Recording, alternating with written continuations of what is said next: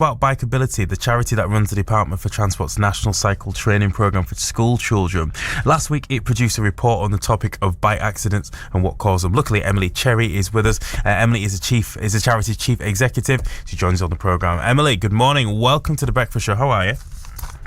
Good morning, Kofi. Thank you for having me on. What a pleasure to speak to you. And what a great topic as we're heading into the very dark nights now to talk about cycling and cycling safely. I know, it's really, really interesting. The first question I want to throw at you is, what are the main causes of accidents involving cyclists? So we actually looked at, so sadly there are too many cyclists and riders killed on our roads in Britain, and we looked at across the last 5 years. Now, the number one reason is driver or rider fail to look. So that's something we teach on bikeability training, and that's where collisions happen, and particularly at junctions. But on this topic, when it talks about dark clothing and not wearing lights, sadly, about 1,000 cyclists have been killed or seriously injured over the last 5 years for those two reasons. They actually come in the top 10 reasons for why cyclists are killed and seriously injured. So that's why it's an important topic to debate and discuss.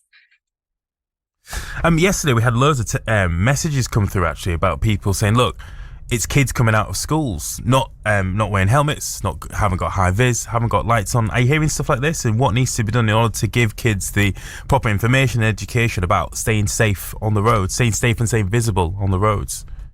Yeah, we do hear that a lot. I mean, at Bikeability, I think in Hull, we trained about 1,800 children last year in Bikeability, getting them out on the roads.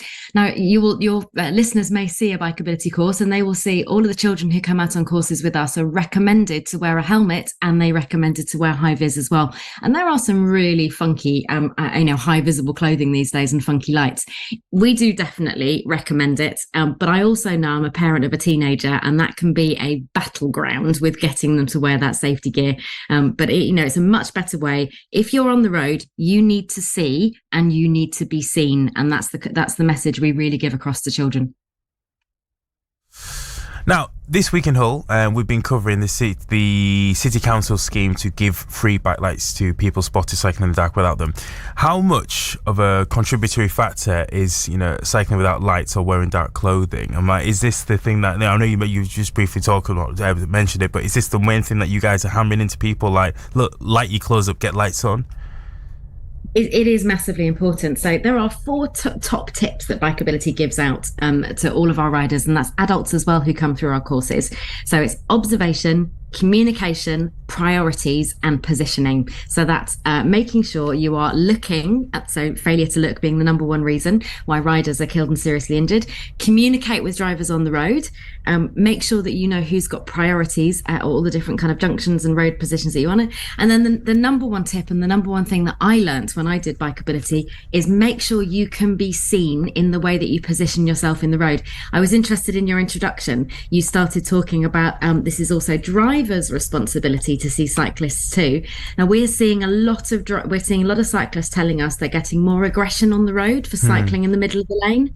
That's actually a change to the highway code, and it's actually about being safer as a cyclist, being seen, and making sure that road users, other road users like car users, can see you. So those are our four top tips. So observation, communication, priorities, and positioning.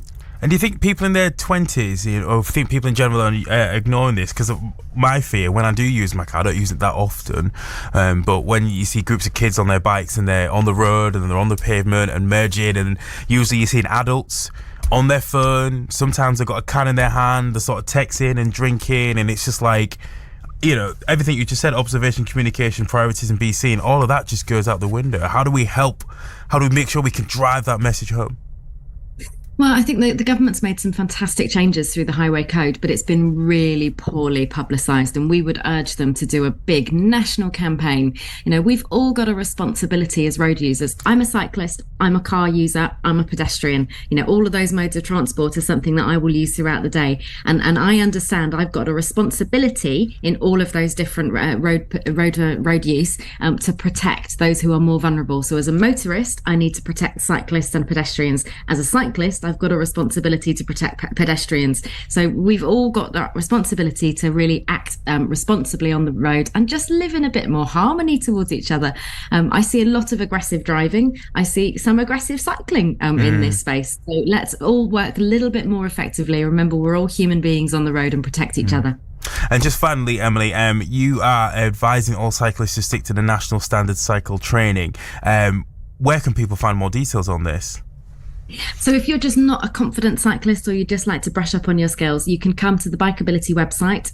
We do adult training, we train children's, we've got family training as well. And you can find your local course on bikeability.org.uk. We've also got lots of tips as well on our website, so and on our YouTube channel as well. But it's fantastic. Cycle training is for everyone. And I promise you would learn something about how to be safe, be seen on the roads if you come through Bikeability. Brilliant. I'm going to have a look at that. I mean,